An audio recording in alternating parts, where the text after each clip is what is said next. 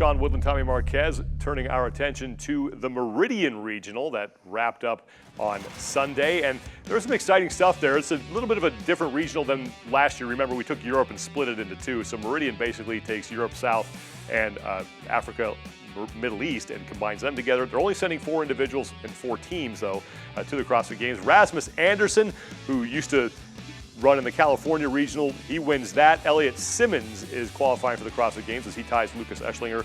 And then Willie George is the first French man to qualify for the CrossFit Games as an individual. And he was a kid that we had our eyes on coming out of the Open.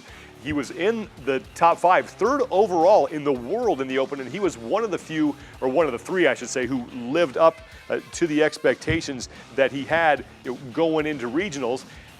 Now the question is, does he live up to the expectations as he heads to the Games? Well, I'm going to preface this by saying that regardless of what happens at the Games, I think 2018 is a massive success for Willie and the French community as a whole. But then you start to dissect his regional performances, and there's a couple of things that I really want to focus on. The plus side of things, he really excelled in events 1 with a ton of running, and event 4 with a classic CrossFit couplet with a Games level loading where you just got to turn the blinders off and suffer. Those are 2 things that are going to benefit you at the Games. You can almost bank on those being there. But then his struggles in event 3 is really kind of cause for concern, because event 3 really represents a ratcheting up of the skill as well as a curveball with that handstand obstacle course, and you know that you're going to get the surprises, the curveballs, and skill in spades once you get to the CrossFit Games. So I think top 20 is a reasonable expectation, but how he handles that curveball dictates where he's going to land inside that top 20. Over on the women's side, no surprises as far as who wound up on top of the podium there. Jamie Greene, remember, she was competitive last year in the old Meridian Regional with the daughters. She wins going away by more than 100 points. Lauren Fisher, she finishes in 2nd, and then Ike Gilfadaughter is coming back to the Games. And then Stephanie Chung finishes in 4th place. But Jamie Greene, we're going to talk about Chung in a second, but Jamie Greene is a woman who looked really good last year, finished inside the top 10 of the CrossFit Games. I don't think she was really challenged at regionals. Does she have what it takes to be a contender in Madison? I do, but it's really tough to kind of coronate anyone as a contender a few years in, especially given the competitive landscape of the women's competition right now. But I was extremely impressed with how Jamie performed this past weekend as the front runner, as the person to beat the woman with the target on her back, if you will.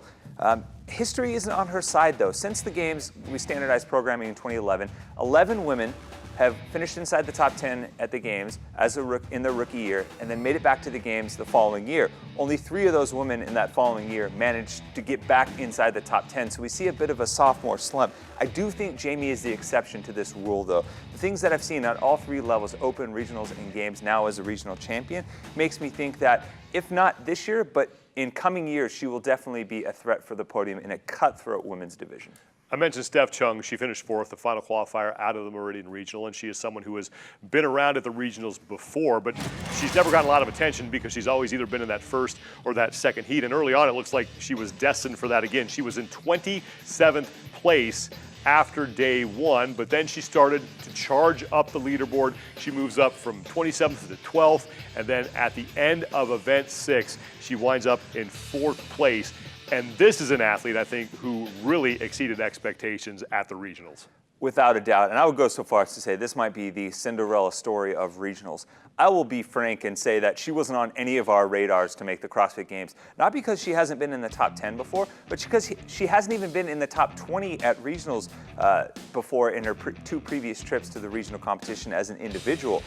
But really, she's a testament to what a short memory and not focusing on the leaderboard can bring you, because after finishing day 1 in 27th, 4 straight top 5 finishes, an event win in number 5, which gave her the tiebreaker.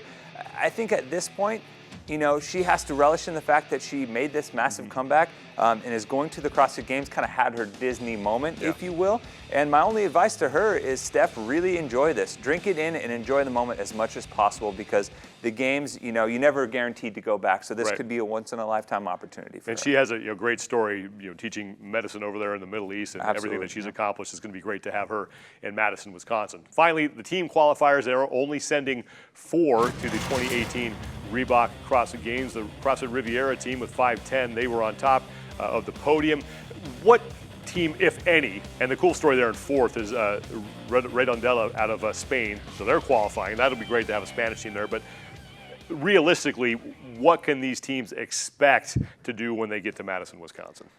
They can expect the hardest test that they have ever seen, because I'll be honest, I'm not too sure that any of these teams are going to find themselves in the hunt for the podium, by Saturday or Sunday. But you never know. Some teams outperform what they've done at regionals, at the games. So I think, especially with a team like Redondela, who's the first Spanish team to qualify for the CrossFit Games, kind of carrying the flag for your country for the first time is a big honor, and they should enjoy that. And I think it's possible we could see some of them in the top 15, maybe outside French top 10. But just like with the new changes this year to the team competition, it's going to be tight. And there is something to be said for getting experience against the best in the world, and now what that can do for you moving forward. Let's go back over to Kayla Banfield for a look at the best social media stuff from the Meridian Regional. Kayla? Thanks, Sean. We'll get to that in just a moment, but first, a quick thank you to everyone that's tuned in, sent through your questions. We'll get to those later. Francesco Romero says, my wife is obsessed with this sport, and I like to see her excited about it, so I follow along. Go CrossFitters. Thank you for that, Francesco, and I'm sure you love the sport too. Moving on to our photos from the Meridian. The first one is of Steph Chung and Ake Guilfordodder, where they share a moment together, both qualifying for the CrossFit Games after spending the off-season as training partners. This next photo, Jamie Greene calls this the Jamie look. If you know, you know. Lucas Esslinger reflects on how CrossFit as a sport has grown in Switzerland and shouts out his fellow athletes who qualified in other divisions. We have another photo of Jamie Greene, and she qualified with her boyfriend, Elliot Simmons, and he says, you'll never know how much these two things mean to me. T says second for a reason. Another couple who qualified together, it's happening out of the Meridian region, Lauren Fisher and Rasmus Anderson.